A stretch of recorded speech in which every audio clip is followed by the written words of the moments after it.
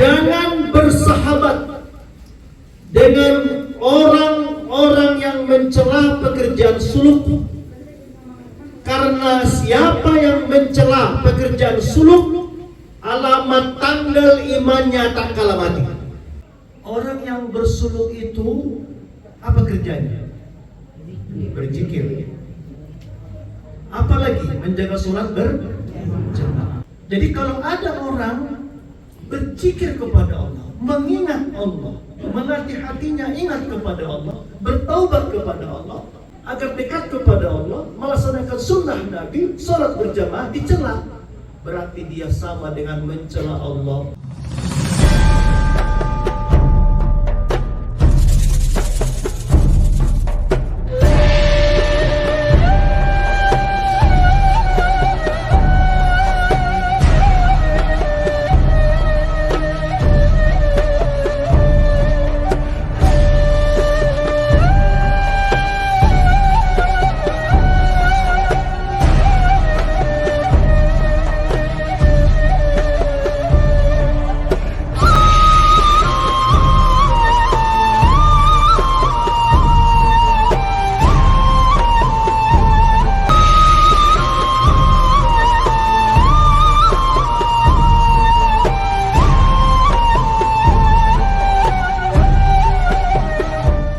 Adapun adab daripada di luar suluk itu, sesudah suluk itu 9 perkara.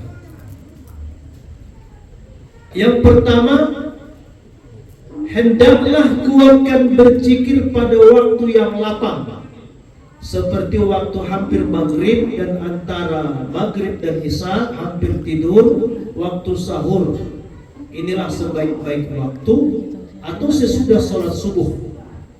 Jikalau tidak dikuatkan zikir di luar suluk, mudah balik kelam hatinya. Bagi mereka yang dapat kasab, kasabnya pun akan bangkit.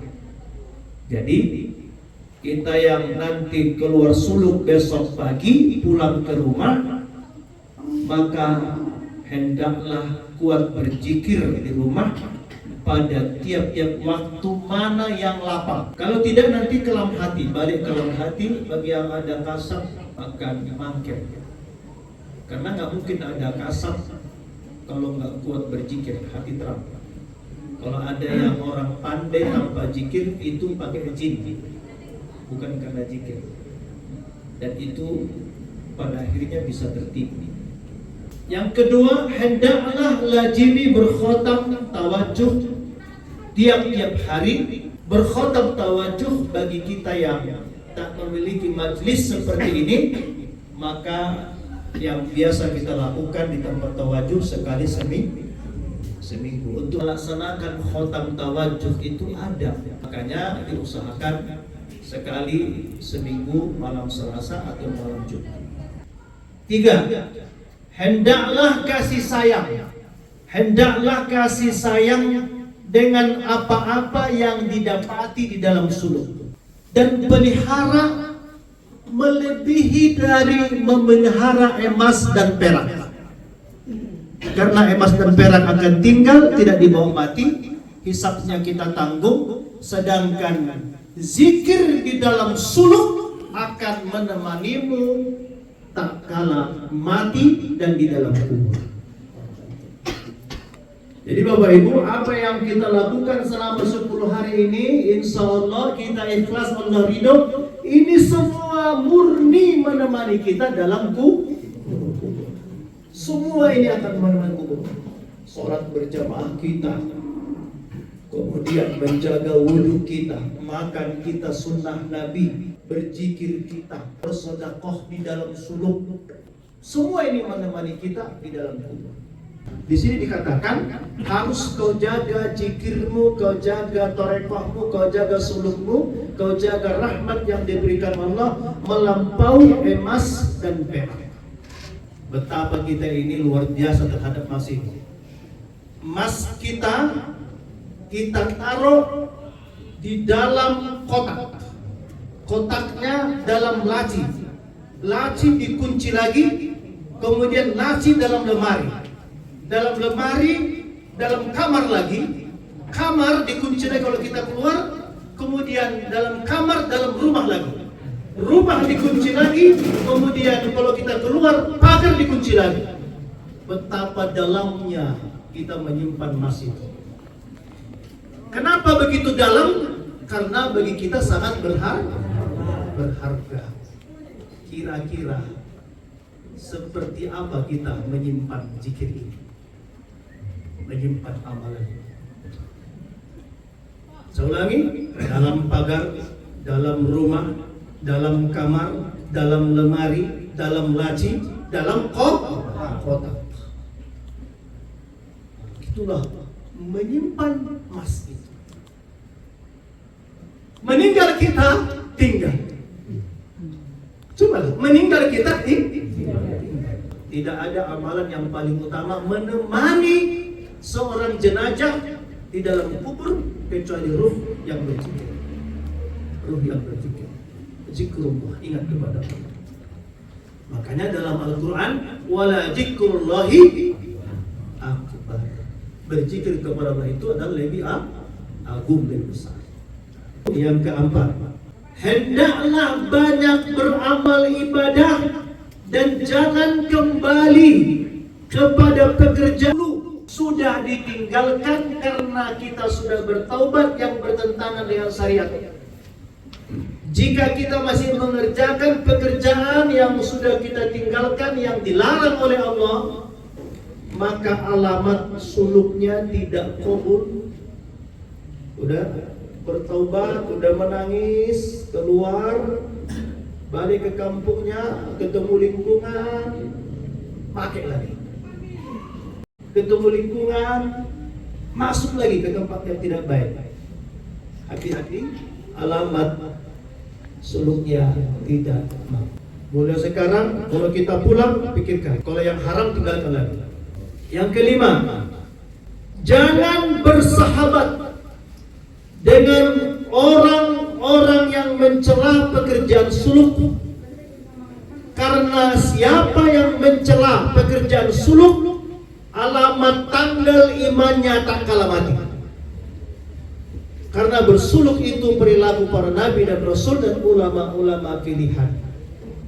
Siapa yang mencela orang suluk, alamat tanggal iman tak kalah mati.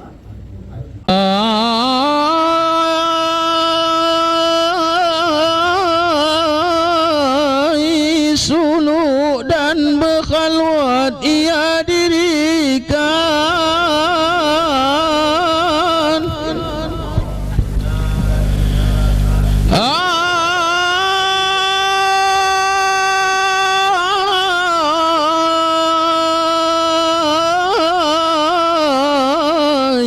Suluk dan berkhalwat ia dirikan.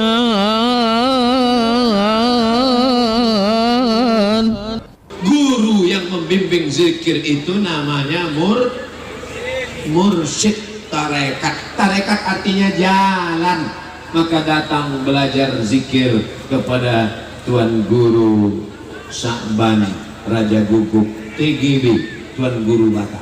Mursyid tarekat Naqsabandiyah. Mudah-mudahan kita mendapatkan keberkahan ilmu dan zikirnya. Dengan Tuan Guru Syekh Sa'ban Raja Guguk, Mursyid tarekat Naqsabandiyah, saya cium tangan beliau. Beliau mau mencium tangan saya, berebut-rebut kan hampir kena. Padahal beliau doktor, Tuan Guru, rendah hati.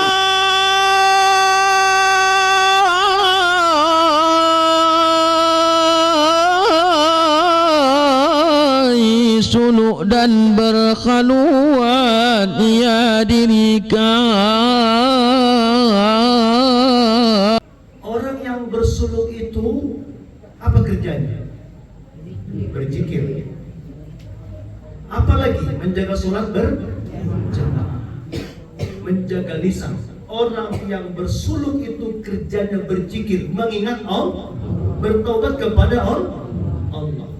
Kalau ada orang mencela orang-orang yang berzikir kepada Allah, bertobat kepada Allah, berarti mencela Allah. Paham ya? Jadi kalau ada orang berzikir kepada Allah, mengingat Allah, melatih hatinya ingat kepada Allah, bertaubat kepada Allah, melatih dirinya agar dekat kepada Allah, melaksanakan sunnah Nabi, sholat berjamaah dicela, berarti dia sama dengan mencela Allah. Kalau dia mati, wajar tanggal ini, wajar, karena orang yang melihat Allah dicela. Jadi kalau siapapun orangnya, mau kayak manapun orangnya, jenggotnya, detailnya, kalau dia mencela suluk, ada ini mengatakan mati tanggal 5 tanggal 8, kecuali bertaubat. Kita bisa saksikan apa yang kita amalkan di sini. Tidak ada kecuali perbanyak zikir, sholat berjamaah.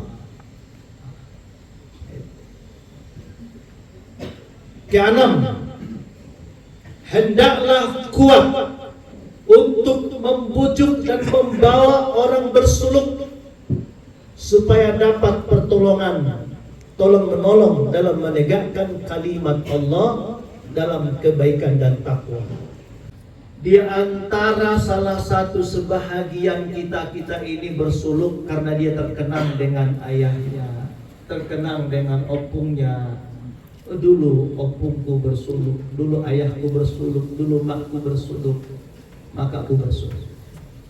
Maka mulai sekarang kita yang bersuluk ini kabarkan kepada anak-anak, ayah ini bersuluk, mak ini bersuluk. Suatu saat mereka ada waktu, mereka pun bisa bersuluk supaya sejalan. Kebahagiaan yang paling tinggi, di antara yang paling tinggi orang meninggal, ketika ruhnya kembali kepada Allah, terputus ruhnya dengan jasadnya, tapi tak terputus amalnya. Ruhnya kembali kepada Allah, tapi amalnya, pahalanya terus mengalir. Kenapa? Karena ada kebaikan yang masih hidup walaupun dia meninggal. Termasuk tadi itu mengajak orang bersuluk. Ajak orang bersuluk. Kita meninggal, berarti orang yang bersuluk itu selama dia mengamalkan, kita dapat kebahagiaan, amal terus selain amal-amal kita yang lain. Nomor 7, hendaklah kelakuan kita di dalam suluk itu diitikadkan di luar suluk. Kalau kita di sini sholat berjamaah, hendaklah di luar sholat berjamaah. Batal berwudu, coba aja di luar itu, enak sekali. Jadi di sini kita batal wudu, praktekkan aja di rumah begitu. Batal wudu.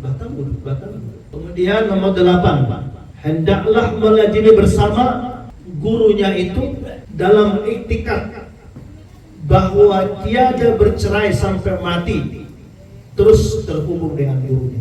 Dan ini terkait dengan adab yang ke-9, di mana kita sebagai murid harus mengiktikadkan bahwa guru kita itu merupakan khalifah Rasul, pewaris Nabi, yang apabila kita cari kemana saja pun, maka guru itulah yang terbaik untuk kita dalam membimbing kita menuju Allah Subhanahu wa ta'ala agar sempurna itikad.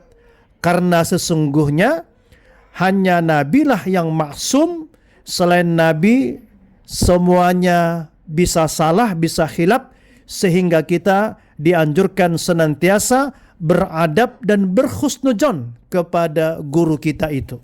Jadi ikatkan hati kita tak pernah terpisah. Kolbu dengan guru itu selalu terpaut.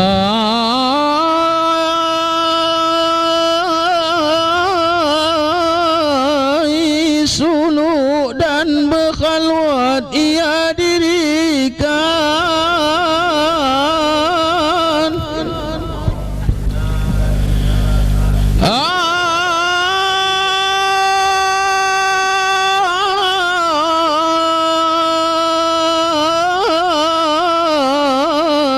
Suluk dan berkhalwat ia dirikan.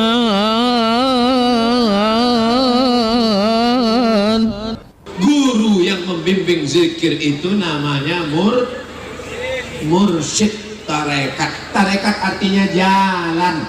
Maka datang belajar zikir kepada Tuan Guru Sa'ban Raja Guguk TGB, Tuan Guru Batak, Mursyid Tarekat Naqsabandiyah. Mudah-mudahan kita mendapatkan keberkahan ilmu dan zikir beliau. Dengan Tuan Guru Syekh Sa'ban Raja Gugup Mursyid Tarekat Naqsabandiyah, saya cium tangan beliau. Beliau nggak mau mencium tangan saya, berebut-rebut kan hampir aja. Padahal beliau doktor, Tuan Guru, rendah hati.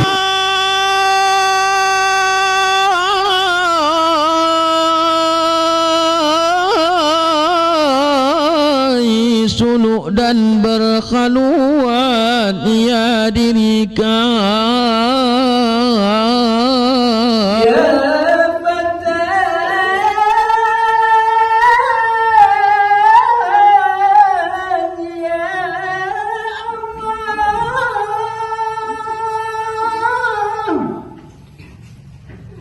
Terangkan jalan, janganlah tersesat, supaya nyata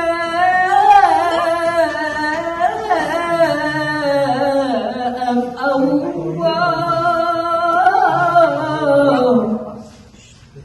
berkat wajah.